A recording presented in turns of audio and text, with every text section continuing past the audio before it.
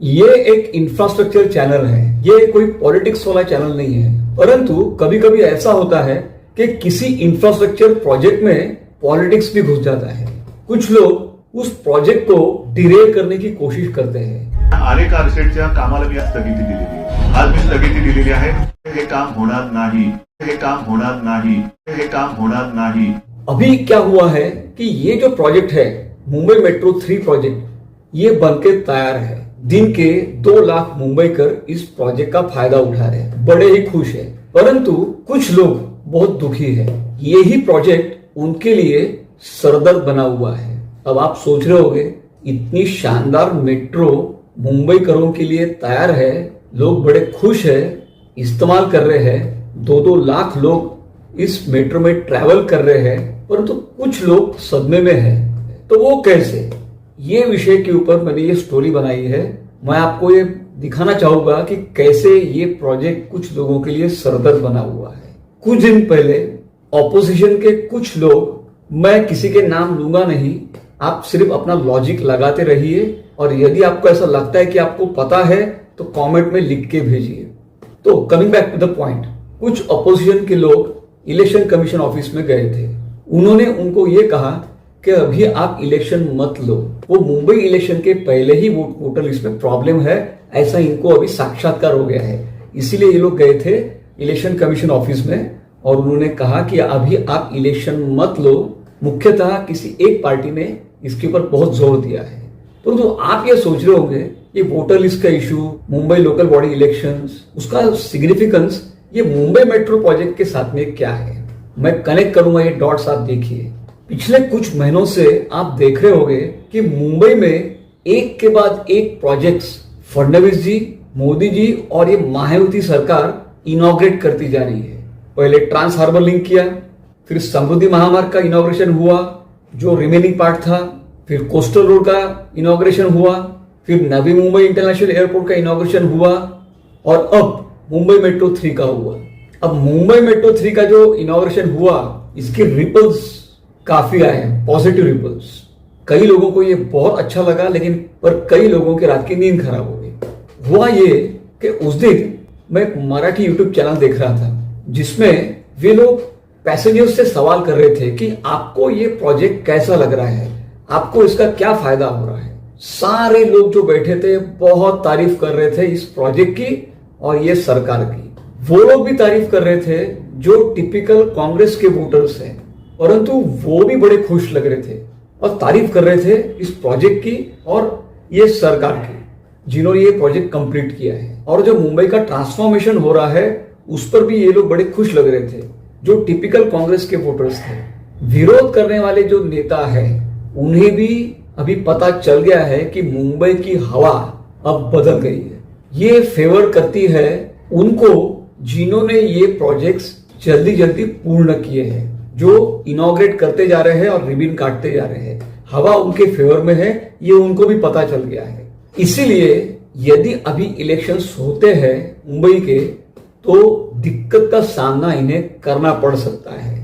जो लोग ये सारे इंफ्रास्ट्रक्चर प्रोजेक्ट्स के विरोध करने वाले हैं उन्हें यदि एक सवाल पूछा जाए कि आपका विजन मुंबई के लिए क्या है, मुंबईकरों के लिए आपके मन में क्या विचार है, मैं आपको गारंटी देता हूं आज तक कभी मैंने ये नहीं देखा है इन लोगों का मुंबईकरों के लिए विजन क्या है। देवेंद्र फडणवीस को यदि आप पूछोगे कि आपका विजन क्या है तो फटाफट एक लाइन में आपको पॉइंट्स बता देंगे। मुझे तीसरी मुंबई बनाना है, मुझे एजुकेशन का हब बनाना है, मुझे कोस्टल रोड का एक्सटेंशन करना है विरार तक, मुझे मुंबई मेट्रो एक्सपैंड करना है, मुझे मुंबई को इंडिया की नंबर 1 सिटी इंफ्रास्ट्रक्चर में बनाना है, मुंबई का गया हुआ वैभव मुझे प्रस्थापित करना है, मुंबई महाराष्ट्र को नंबर 1 करना है। अब मैं आपको दूसरा पॉइंट बताऊंगा, थोड़ा सा हिस्ट्री में लेके जाऊंगा। जब मुंबई मेट्रो 3 का विरोध चल रहा था आरए कॉलोनी में, एनवायरमेंटलिस्ट विरोध कर रहे थे। ऐसा हमें लग रहा था कि जो लोग विरोध कर रहे हैं वो सारे एनवायरमेंटलिस्ट थे, पर्यावरण प्रेमी। परंतु अब मैं आपको क्लासिफाई करके बताऊंगा कि वो जो एनवायरमेंटलिस्ट थे उसमें 4 अलग अलग प्रकार के लोग शामिल थे।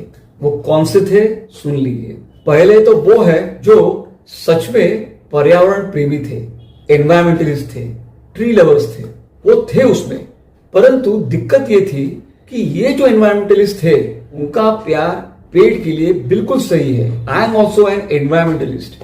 परंतु ये जो एनवायरमेंटलिस्ट थे इन्होंने मुंबई मेट्रो 3 का जो प्रोजेक्ट है मेट्रो का, ये प्रोजेक्ट का एक लार्जर पिक्चर नहीं देखा। ये केवल फोकस कर रहे थे वो पर्टिकुलर पेड़ों के लिए।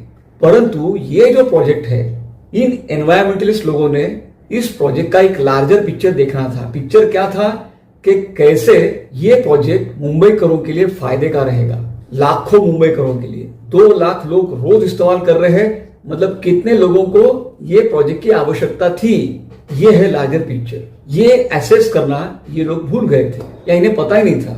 सुप्रीम कोर्ट ने ये बताया उस समय पर कि ये प्रोजेक्ट मुंबईकरों के लिए फायदे का है, पर्यावरण फ्रेंडली है। सुप्रीम कोर्ट ने भी ये प्रोजेक्ट को गो अहेड किया था।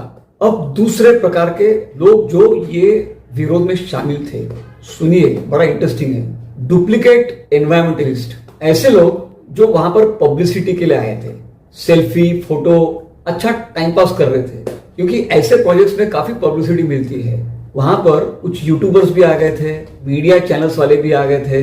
मीडिया चैनल्स को टीआर भी चाहिए थी, यूट्यूबर्स को व्यूज चाहिए थे, कुछ लोगों को सेल्फी निकालना था, फोटो निकालना था, हम कितने पर्यावरण प्रेमी है ये जताना था। अपने जीवन में इन लोगों ने एक भी पेड़ लगाया था क्या? इनको पूछ के देखिए। मुझे नहीं लगता इन्होंने एक भी पेड़ अपने पूरे जीवन में लगाया होगा, पर वहां पर आ गए थे बोर्ड लेके, पेड़ बचाओ पेड़ बचाओ। अरे पेड़ लगाया नहीं जिंदगी में, तुम बचाने की बात कर रहे हो। कंट्रीब्यूट क्या किया आज तक तुम लोगों ने? जीरो। ये थे डुप्लीकेट एनवायरमेंटलिस्ट, सब अपने फायदे के लिए आए थे वहां पर। उसके बाद के जो एनवायरमेंटलिस्ट थे सो कॉल्ड, ये सबसे डेंजरस है। ये थे पॉलिटिकल, प्योरली पॉलिटिकल। ऊपर नाम था एनवायरमेंट का, पेड़ का प्रेम, ट्री लवर्स, लेकिन अंदर में फुल पॉलिटिक्स। पेड़ बचाओ, एनवायरमेंट बचाओ, अंदर था पूरा राजकारण। कुछ तो मीडिया वाले भी जम के उसको हवा दे रहे थे। उस समय जो सरकार थी वो तो प्रोजेक्ट का विरोध पहले से ही कर रही थी। उस सरकार ने ये प्रोजेक्ट के ऊपर स्टे ला लिया, स्टॉप कर दिया और ये प्रोजेक्ट को डिरेल कर दिया। ये स्टे से, ये काम बंद होने से टैक्स पेयर का करोड़ों रुपयों का नुकसान हुआ। ये नुकसान का रिस्पॉन्सिबल कौन है, कमेंट में लिख के दीजिए। पर हुआ बाद में ऐसा कि सरकार बदल गई।